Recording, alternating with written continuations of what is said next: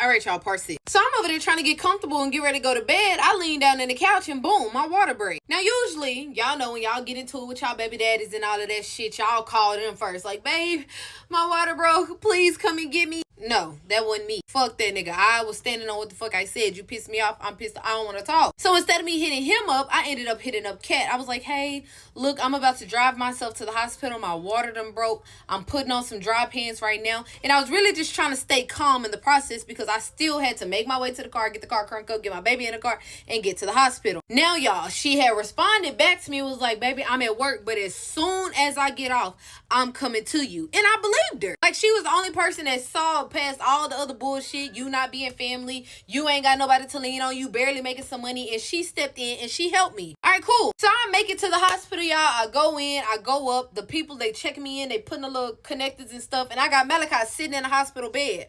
One of the nurses came in and was like, hey, sweetheart, is there anybody you could call to come and get your baby? Because when it's time to push, you can't have him in the bed with you. So immediately, it was like my whole world came crashing down. Like, damn, who the fuck am I gonna call? So who do I call? I ended up calling my biological mom that lived in the same city, y'all. The one I was telling y'all, she said that she was gonna marry Marvin Sapp and she never did. Yeah, she's since passed because my brother pulled the plug on her, but we'll talk about that in another time. So I called her and I let her know, like, hey, my water broke. I'm about to give birth to Sebastian.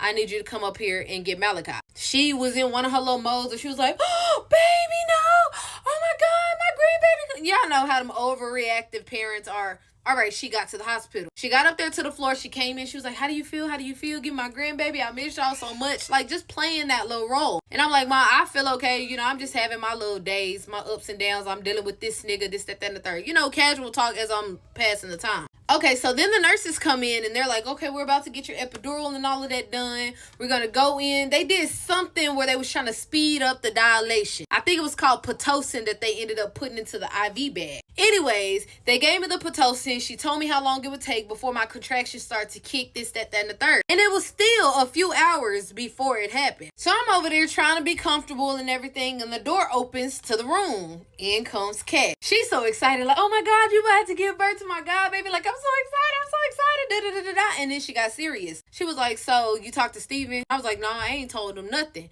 So she didn't say nothing else about it. She was showing me pictures of the things that she had got him, all the clothes she had laid out on the couch. She was like, look, I'm a step for my baby. I don't give a fuck what you and Steven got going on. Y'all gonna have to figure that shit out somewhere else, because that's my baby right there. And she meant every word. To this day, my son don't have to want for shit. You get what I'm saying? Nothing. If I can't get it, she gonna get it. Point, period, blank. And if not, what's his name? Bo Stanky Senior, he gonna get it for him. Period. My son whatever. Time rolling around, she telling me how she brought me some feminine soap. She brought me some robes, some socks, some underwear so I can feel regular. Like, she basically just brought me this hygiene kit that I could have after I gave birth to my son. The time had come. It's time for me to push. The doctor comes in. Dr. Lynn, shout out to you.